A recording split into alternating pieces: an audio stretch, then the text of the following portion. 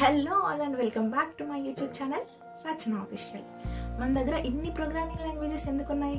ఒక programming లాంగ్వేజ్తో tasks అన్ని ఎందుకు పర్ఫామ్ చేయలేం? కంప్యూటర్స్కి బైనరీ లాంగ్వేజ్ అర్థమవుతుంది. అసలు ఈ బైనరీ లాంగ్వేజ్ అంటే ఏంటి? ఈ క్వశ్చన్స్కి ఆన్సర్స్ ఈ వీడియోలో డిస్కస్ చేద్దాం. ప్రోగ్రామింగ్ లాంగ్వేజ్ అంటే ఒక సెట్ ఆఫ్ ఇన్స్ట్రక్షన్స్. అంటే ఒకవేళ మనం ఎవరి చేతన టీ పెట్టించాలంటే ఫస్ట్ మిల్క్ వేయండి, ఆ తర్వాత అందులో వాటర్ యాడ్ చేయండి, ఆ తర్వాత అందులో టీ పౌడర్ యాడ్ చేయండి, ఇలా ఇన్స్ట్రక్షన్స్ని ఇస్తాం. అలాగే కంప్యూటర్స్తో పని చేయించుకోవాలంటే దానికి కూడా సెట్ ఆఫ్ ఇన్స్ట్రక్షన్స్ని ఇవ్వాలి. అంటే 2 నెంబర్స్ని యాడ్ చేయడానికి ఫస్ట్ నెంబర్ని ఇన్పుట్ తీసుకోమని, ఆ తర్వాత సెకండ్ నెంబర్ని ఇన్పుట్ తీసుకోమని, వాటిని యాడ్ చేయమని, యాడ్ చేసిన నెంబర్ని ప్రింట్ చేయమని, ఇలా సెట్ ఆఫ్ ఇన్స్ట్రక్షన్స్ కంప్యూటర్స్కి ఇవ్వాలి. పెద్ద పెద్ద కంపెనీస్లో హ్యూజ్ ఇన్స్ట్రక్షన్స్ ఉంటాయి. సో కోడ్ కూడా కాంప్లెక్స్గా ఉంటుంది. ప్రోగ్రామింగ్ లాంగ్వేజెస్ ఎలా వచ్చాయి? స్టార్టింగ్లో కంప్యూటర్స్లో C++, జావా ఇవేవి ఉండేవి కావు. మన దగ్గర ఉండేది కేవలం కరెంట్, ఎలక్ట్రిసిటీ మాత్రమే. అంటే స్టార్టింగ్లో ఉన్న పెద్ద పెద్ద పాత కంప్యూటర్స్లో నుంచి మనం కరెంట్ని పంపించగలం లేదా కరెంట్ని పాస్ అవ్వకుండా ఆపగలం. ఇప్పుడు ఇందులో high voltage state, high current స్టేట్ని 1గా, లో వోల్టేజ్ స్టేట్ని 0గా, ఇలా 0-1ల సిస్టమ్ వచ్చింది. ఫర్ ఎగ్జాంపుల్ ఇప్పుడు మనం నెంబర్ 5ని పంపించాలంటే ఫస్ట్ హై వోల్టేజ్ని అంటే 1ని పంపిస్తాం, ఆ తర్వాత 0 అంటే లో వోల్టేజ్ని పంపిస్తాం, ఆ తర్వాత మళ్ళీ 1 హై వోల్టేజ్ని పంపిస్తాం. ఇలా వైరింగ్స్ని చేంజ్ చేస్తూ కంప్యూటర్స్కి ఇన్స్ట్రక్షన్స్ ఇచ్చేవాళ్ళం. నెంబర్సే కాదు, వర్డ్స్ని ప్రింట్ చేయడానికి కూడా బైనరీ కోడే యూజ్ చేసేవాళ్ళం. ఇలా సైంటిస్ట్స్కి బైనరీ కోడ్ని గుర్తుపెట్టుకోవడం చాలా కష్టమయ్యేది. మెల్లమెల్లగా టెక్నాలజీ ఇంక్రీజ్ అవుతూ వచ్చింది. అప్పుడు వచ్చారు మన గ్రేస్ హాపర్. 1949లో ఒక మెషిన్ని కనుక్కున్నారు. దాంతో బైనరీ నెంబర్స్ని గుర్తుపెట్టుకోకుండా కోడ్ రాయొచ్చు. ప్రెసెంట్ మనం దాన్నే కంపైలర్ అంటున్నాం.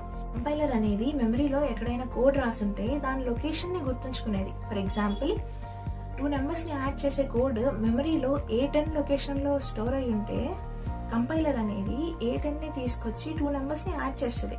సో ప్రోగ్రామర్స్కి లేదా సైంటిస్ట్స్కి మొత్తం బైనరీ కోడ్ యూజ్ చేయాల్సిన అవసరం లేదు. A10 అని గుర్తుపెట్టుకుంటే చాలు. ఈ లాంగ్వేజ్కి అసెంబ్లీ లాంగ్వేజ్ అని పేరు పెట్టారు. అసెంబ్లీ లాంగ్వేజ్ అనేది ఫస్ట్ IBM అనేది 1957లో లాంచ్ చేసింది. ఇప్పుడు గ్రేస్ హాపర్ ఒక అసెంబ్లీ లాంగ్వేజ్తో మన ముందుకు వచ్చారు. దాని పేరు కోబల్. ఇలా అసెంబ్లీ లాంగ్వేజెస్ వచ్చాయి. అసెంబ్లీ లాంగ్వేజెస్ అనేవి ఒక్కొక్క కంప్యూటర్లో ఒక్కొక్కలా పనిచేసేది. ఫర్ ఎగ్జాంపుల్ i5 ప్రాసెసర్లో ఇంటెల్ i5 ప్రాసెసర్లో ఒక అసెంబ్లీ లాంగ్వేజ్ వర్క్ అయితే అదే assembly language i7 processor, Ryzen లేదంటే మ్యాక్లో వర్క్ అవ్వదు.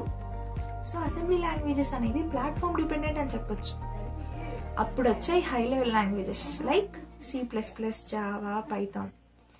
అసెంబ్లీ లాంగ్వేజ్లో ఉన్న కోడ్ని గుర్తుపెట్టుకోవడం కన్నా హై లెవెల్ లాంగ్వేజ్లో ఉన్న ఇఫెల్స్ గుర్తుపెట్టుకోవడం చాలా easy. So high level language అనేది ప్లాట్ఫామ్ ఇండిపెండెంట్ అనమాట. అంటే మనం మ్యాక్లో C++ రాయొచ్చు, విండోస్లో C++ రాయొచ్చు. హై లెవెల్ లాంగ్వేజెస్ అనేది ప్లాట్ఫామ్ ఇండిపెండెంట్ అనమాట. అంటే మనం మ్యాక్లో C++ రాయొచ్చు, విండోస్లో కూడా C++ రాయొచ్చు. ఇలా హై లెవెల్ లాంగ్వేజెస్ కన్నా ముందు అసెంబ్లీ లాంగ్వేజ్ ఉండేది. అసెంబ్లీ లాంగ్వేజ్ కన్నా ముందు బైనరీ కోడ్ ఉండేది. ఇప్పుడు కంప్యూటర్స్కి high level language, assembly language ఎలా అర్థమయ్యేది? కరెంట్, ఎలక్ట్రిసిటీ మాత్రమే అర్థమయ్యేదని చెప్పాను కదా. అసెంబ్లీ లాంగ్వేజ్ని 0-1లోకి కన్వర్ట్ చేయడానికి యూజ్ చేసేదాన్ని అసెంబ్లర్ అని అంటారు. హై లెవెల్ లాంగ్వేజ్ని 0-1లోకి కన్వర్ట్ చేయడానికి యూజ్ చేసేదాన్ని కంపైలర్ అంటారు. కంపైలర్స్ని కూడా మనం ఒక ప్రోగ్రామింగ్ లాంగ్వేజ్ యూజ్ చేసుకొని చేస్తాం. అంటే ఒక కంపైలర్ అనేది C++లో రాసుండొచ్చు, ఇంకోటి పైథాన్లో రాసుండొచ్చు. యాక్చువల్గా కంపైలర్స్ బూట్ స్ట్రాపింగ్ అనే కాన్సెప్ట్తో వర్క్ అవుతాయి. ఏంటంటే మనం ఎన్ని లాంగ్వేజెస్ని ఎందుకు యూజ్ చేయడం? ఒక లాంగ్వేజ్ సరిపోతుంది కదా. ఇప్పుడు మనం ఒక ట్రీని కట్ చేయడానికి హ్యామర్ని యూజ్ చేయొచ్చు, నైఫ్ని యూజ్ చేయొచ్చు. కానీ ఒక ట్రీని కట్ చేయడానికి మనం హ్యామర్ని యూజ్ చేస్తాం. యాపిల్ని కట్ చేయడానికి నైఫ్ని మాత్రమే యూజ్ చేస్తాం. ప్రోగ్రామింగ్ లాంగ్వేజెస్ కూడా టూల్స్ లాంటివి. ఒక్కొక్క దగ్గర ఒక్కొక్క టూల్ని యూజ్ చేస్తాం. కాబట్టి ఇన్ని ప్రోగ్రామింగ్ లాంగ్వేజెస్ వచ్చాయి. ఏదైనా లాంగ్వేజ్లో కొన్ని ఫ్యూచర్స్ని పెంచడానికి ట్రై చేస్తే మరికొన్ని ఫ్యూచర్స్ తగ్గుతాయి. ఫర్ ఎగ్జాంపుల్ జావా స్క్రిప్ట్ అనేది ఫ్రంట్ ఎండ్ కదా, అంటే మనకి వెబ్సైట్లో కనిపించేది. జావా స్క్రిప్ట్ని ఫ్రంట్ ఎండ్ అంటారు. ఎందుకు బ్యాక్ ఎండ్ రాయడానికి ప్రిఫర్ చేయరు? జావా స్క్రిప్ట్ అనేది లూజ్లీ టైప్. అంటే ఏదైనా ఒక వేరియబుల్ని స్టోర్ చేసేటప్పుడు అది స్ట్రింగా లేదంటే అది నెంబరా అని మనం చెప్పం. సో సెక్యూరిటీ ఉండదు. బ్యాక్ ఎండ్లో ఫ్రంట్ ఎండ్ని డెవలప్ చేయొచ్చు, కానీ బ్యాక్ ఎండ్ని డెవలప్ చేయడానికి ప్రోగ్రామర్స్ ప్రిఫర్ చేయరు. So this is all about this video.